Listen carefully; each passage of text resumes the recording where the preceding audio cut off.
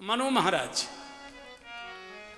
नैमिषारण्य में आ गए, दीक्षा ले ली। नित्य सुबह और शाम गोमती गंगा का स्नान करते हैं, यज्ञ करते हैं, संतों के चरणों में बैठकर। नैमिषारण्य कथा की भूमि है, 88,000 ऋषियों ने वही कथा सत्र सुना था।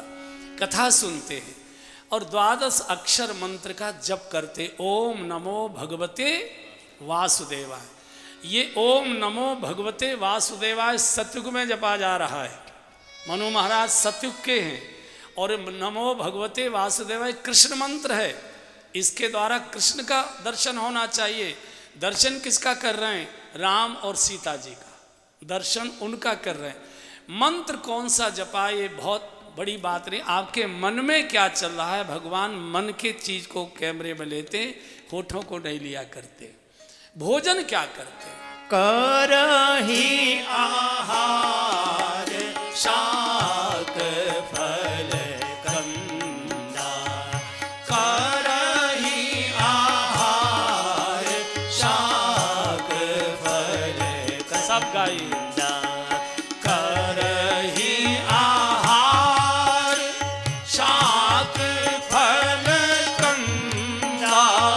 करहि आहार शाक फल कंदा। सुमिरहि ब्रह्म सच्चिदानंदा।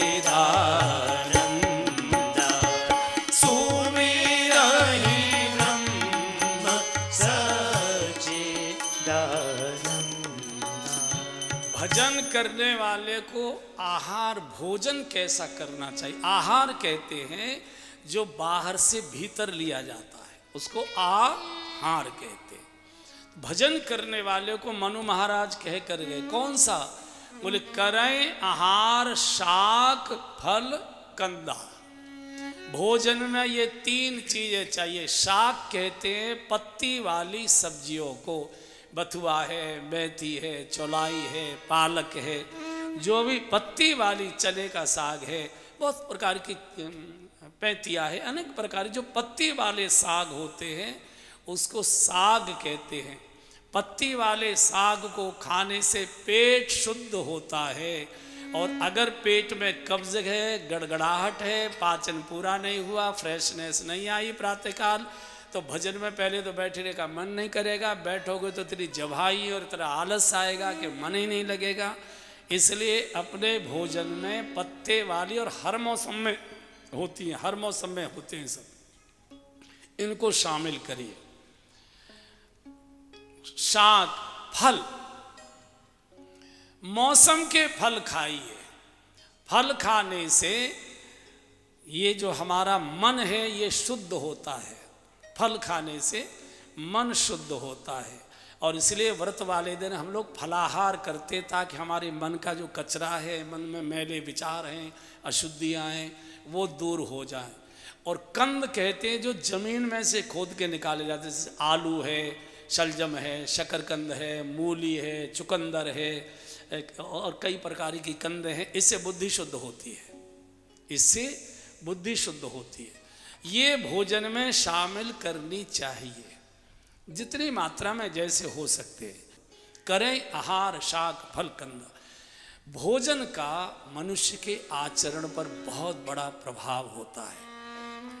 कई बार हम लोग इस आहार में मान लो कुछ 19-20 हो भी जाए तो भी कोई बहुत ज़्यादा परेशान होने की आवश्यकता नहीं है। लेकिन एक और आहार है, ये आहार तो हम सुबह और शाम ही लेते हैं जो थाली में परोस कर खाते हैं।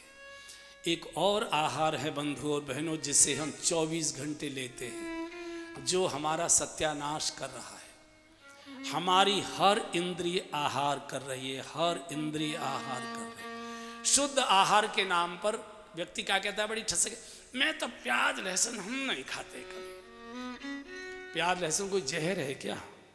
प्याज लहसुन तो नहीं खाते, जान तो खाते हो किसी की, हैं? रिश्वत तो खाते हो, बेईमानी तो खाते हो, मिलावट तो खाते हो, झूठ तो खाते हो। इससे तो अच्छा प्याज ही खा लिया करो, इससे तो अच्छा प्याज ही खा लिया करो। ये सब बेकार की बात है। हिंदू समाज को बहुत छोटी छोटी चीज़ों में उलझा दिया गया है। बहुत छोटी चीज़ों। लेकिन प्याज लहसुन खाने से न शरीर बिगड़ता है, न आदमी बिगड़ता है, न भजन बिगड़ता है। जो प्याज लहसुन नहीं खाते पूछ लो कितने शुद्ध हैं वो और कितने भजन करते हैं। ऐसा नहीं, वो एक सब्जियां हैं, उनके अपने गुण धर्म है। किसी को अच्छी लगती है, किसी को बैगन अच्छा लगता है, किसी को नहीं लगता है, किसी को घी अच्छा लगता है, किसी को नहीं लगता है, किसी को काशी फल अच्छा लगता है, किसी को नहीं लगता है, किसी को कढ़ी अच्छी लगती है, किसी को नहीं लगती है। ये अपने अपने रुचियां हैं। और प्याज तो कोई ऐसी खराब चीज़ तो है नहीं। आजकल जितना केमिकल खाया जा रहा है उसकी काट प्याज ही है। और जो खान पान हमको बिगाड़ रहा है प्याज लहसुन नहीं बिगाड़ रहा।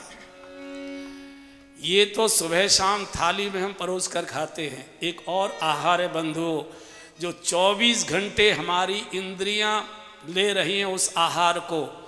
आंख आहार करती है, कान आहार करते हैं, नाक आहार करती है, जिह्वा आहार करती है। हमारे शरीर का रोया रोया आहार करता है जो बाहर के तत्व को भीतर ले जाता है।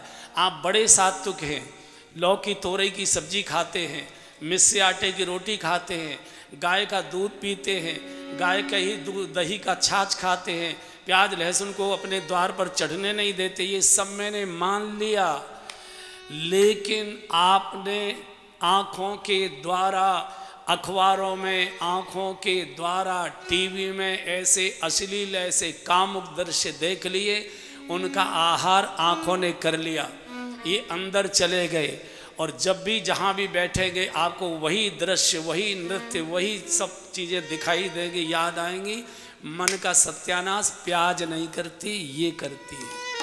आप बहुत अच्छे हैं, आपने बहुत सात्विक भोजन करते हैं, लेकिन कानों से आपने बहुत सारी कुछ कामुक बातें सुन ली, अश्लील गाने सुन लिए आगे कानों में, वो आपके भीतर के संस्थान में हलचल पैदा कर देती हैं।